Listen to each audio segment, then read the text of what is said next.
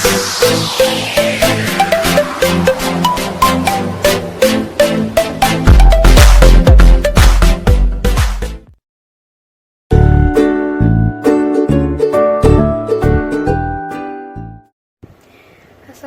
warahmatullahi wabarakatuh. Hai semuanya, kami dari kelompok 7 mata kuliah landasan pendidikan akan menjelaskan tentang pengaruh landasan biologis terhadap pendidikan. Sebelumnya saya akan memperkenalkan anggota kelompok saya. Yang pertama ada Diva Nurrestia dengan NIM 2101738. Yang kedua ada Fathiah Kailani 2102994. Yang ketiga ada Kansa Pramesti Sulistiorini dengan NIM 2102695. Yang terakhir ada Rani Maulidina dengan NIM 2108744. Nama saya Diva Nurrestia dengan NIM 2101738. Perkenalkan, nama saya Rani Maulidina dengan NIM 2108744. Perkenalkan, nama saya Fathiah Kailani dengan NIM 2102994.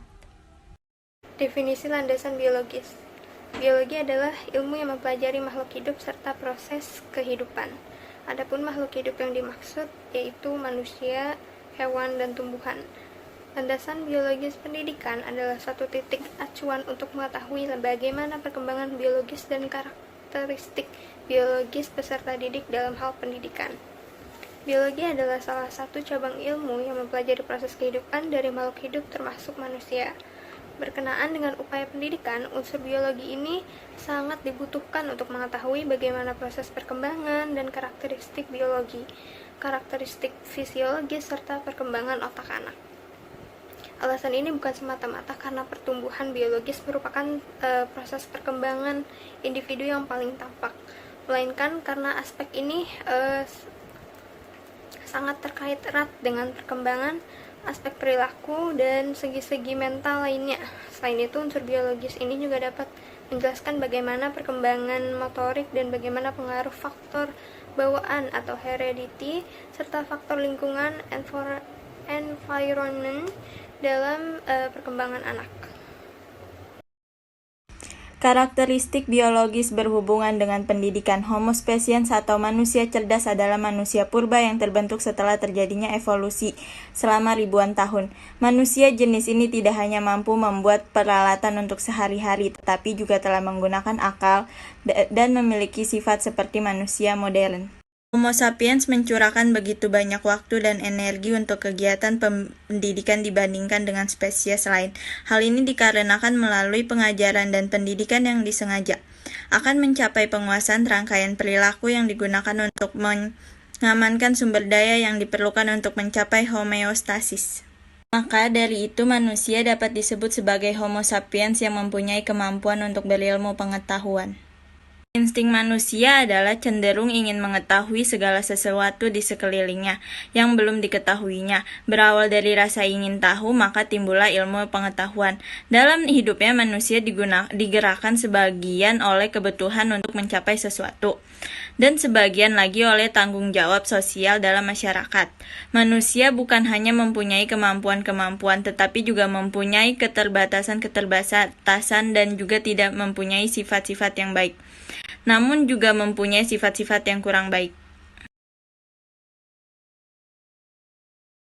Ini saya akan menjelaskan tentang bagaimana perkembangan biologis anak dalam pendidikan. Yang pertama yaitu perkembangan biologis. Perkembangan biologis yaitu suatu proses perkembangan pada anak yang berupa perkembangan fisik dalam tubuh atau individu tersebut. Perkembangan biologis berkaitan dengan perkembangan tinggi dan berat badan, bentuk tubuh, dan juga perkembangan otak. Sedangkan perkembangan fisik yaitu perkembangan yang berkaitan dengan tinggi dan berat badan serta bentuk tubuh dan juga perkembangan otak. Selain perkembangan fisik, manusia juga mempunyai atau anak usia dini juga mempunyai perkembangan motorik dan perseptual. Kemampuan motorik sendiri adalah kemampuan seseorang anak atau individu untuk melakukan suatu proses kegiatan fisik yang dilakukan secara sadar oleh seseorang. Dalam kemampuannya, kemampuan motorik akan berlangsung secara perlahan-lahan dan berjalan seperti berjalan, memegang benda, menyentuh dan sebagainya, hingga dari yang sederhana ke yang agak susah gitu, seperti melompat, berenang, melempar dan menangkap bola. Setelah itu ada perkembangan perseptual, yaitu proses pengenalan lingkungan ataupun hal-hal yang baru mereka temui di dalam hidupnya. Perkembangan perseptual yaitu perkembangan yang dimana dalam prosesnya mengutamakan kemampuan inderanya dalam menerima informasi kemudian diteruskan ke otak melalui saraf sensori. Adapun terdapat faktor-faktor yang mempengaruhi perkembangan anak. Yang pertama yaitu hereditas. Hereditas merupakan perwarisan sifat yang mempunyai karakteristik bawaan dari ibu atau ayah, dari kakek, nenek, atau bahkan keluarganya yang diturunkan kepada anak tersebut atau anaknya.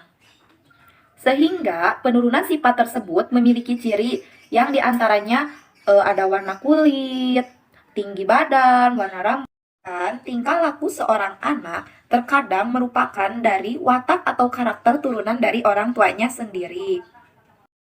Faktor yang kedua yaitu faktor lingkungan. Lingkungan merupakan salah satu faktor yang mempengaruhi perkembangan.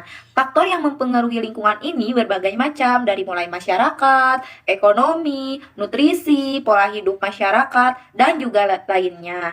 Lingkungan yang pola hidupnya baik akan memberikan dampak yang baik. Sebaliknya, lingkungan yang mempunyai pola hidupnya yang buruk itu akan berpengaruh kepada kita, yaitu menjadi sama gitu, pola hidupnya itu buruk. Faktor-faktor lingkungan dibagi menjadi dua. Yang pertama prenatal dan yang kedua postnatal. Prenatal merupakan faktor lingkungan sebelum lahir, yaitu kesehatan dan juga gizi ibu. Yang kedua yaitu postnatal atau setelah lahir. Yang pertama postnatal dibagi beberapa macam, dan yang pertama yaitu lingkungan biologis seperti jenis kelamin, nutrisi, dan penyakit.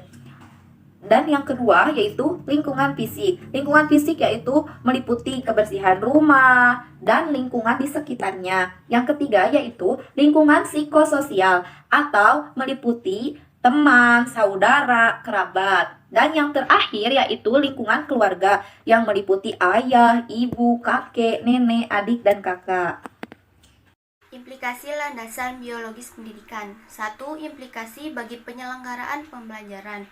Hal ini diperlukan suatu cara pembelajaran yang hidup, dalam arti yang memberikan banyak kesempatan kepada anak untuk memfungsikan unsur-unsur fisik dan aspek-aspek perseptualnya. Dengan kata lain, diperlukan suatu cara pembelajaran yang bersifat langsung.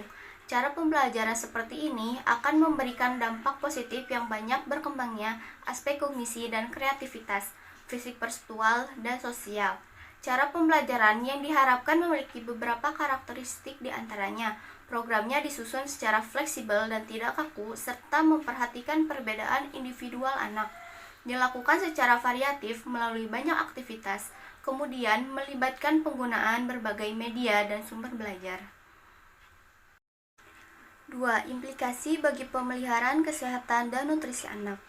Kesehatan merupakan salah satu faktor utama yang sangat berpengaruh terhadap pertumbuhan fisik anak. Penanaman kebiasaan berperilaku sehat terhadap anak merupakan salah satu hal yang perlu dipahami dan diterapkan sejak dini. Kebiasaan berperilaku sehat hendaknya dilakukan secara menyeluruh, mulai dari kebersihan pakaian dan tubuh, kebersihan makanan, pemeliharaan kebersihan lingkungan sekitar, serta mendisiplinkan diri untuk tidak membuang sampah sembarangan. Kemudian, makanan yang mengandung gizi secara seimbang juga merupakan aspek yang penting dalam perkembangan anak. Kebutuhan kalori yang memadai perlu diperhatikan untuk menjaga keseimbangan perkembangan fisik anak. Kebutuhan kalori ini akan sejalan dengan perkembangan fisik dan usia anak.